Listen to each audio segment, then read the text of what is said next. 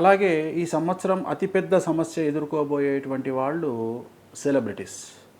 Celebrities అనగానే ఒక్క cinema ఇండస్ట్రీకి సంబంధించి రారు. సెలబ్రిటీ అనేటువంటి వాడికి మనం ఇంగ్లీష్లో తీసుకునే పర్యాయ పదం వివిఐపి లేదా విఐపి అంటే వెరీ ఇంపార్టెంట్ పర్సన్.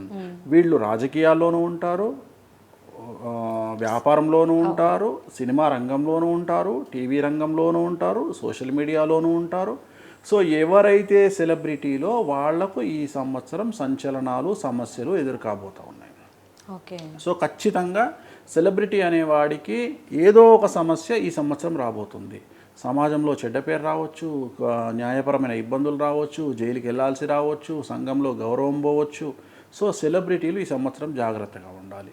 అలాగే రాజకీయ నాయకులు ఈ సంవత్సరం ఏ పార్టీ మారకుండా ఒకే పార్టీలో ఉంటే మంచిది, లేదా ఆ పార్టీ మారడం వల్ల వాళ్లకు న్యాయపరమైన చిక్కులు ఈ సంవత్సరం ఎదుర్కొనేటువంటి అవకాశం ఉంది. అందుకని రాజకీయ నాయకులకు నేను ఇచ్చే సలహా ఏమిటంటే ఈ సంవత్సరం ఉన్న పార్టీలోనే ఉండండి, ఒక సంవత్సర కాలం పాటు వెయిట్ చేయండి, చాలా మార్పులు వస్తాయి రాజకీయ పరంగా. అలాగే మీరు మారడం వల్ల మీకు న్యాయపరమైన ఇబ్బందులు వస్తాయి, అందుకని మీరు అదే పార్టీలో ఉండడానికి ప్రయత్నించండి.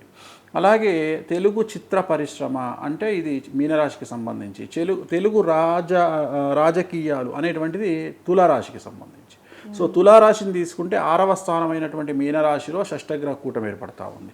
మీనరాశిని తీసుకుంటే మీనరాశిలోనే షష్టగ్రహ కూటమి ఏర్పడతా ఉంది. కాబట్టి మేషరాశి, తులారాశి, మీనరాశి, సింహరాశి, ధనుస్సు రాశికి సంబంధించినటువంటి ముఖ్యులు ఎవరైతే రాజకీయ నాయకులు కానీ లేదా సినిమా స్టార్స్ ఉన్నారో వాళ్ళ జీవితంలో పెను సంచలనాలు జరగబోతూ ఉన్నాయి. తెలుగు చిత్ర పరిశ్రమకు సంబంధించి ఒక అతిపెద్ద సంచలనాత్మకమైనటువంటి సంఘటన భారతదేశాన్ని కలవరపరిచే అవకాశం ఉంది సినిమా ఇండస్ట్రీకి సంబంధించి.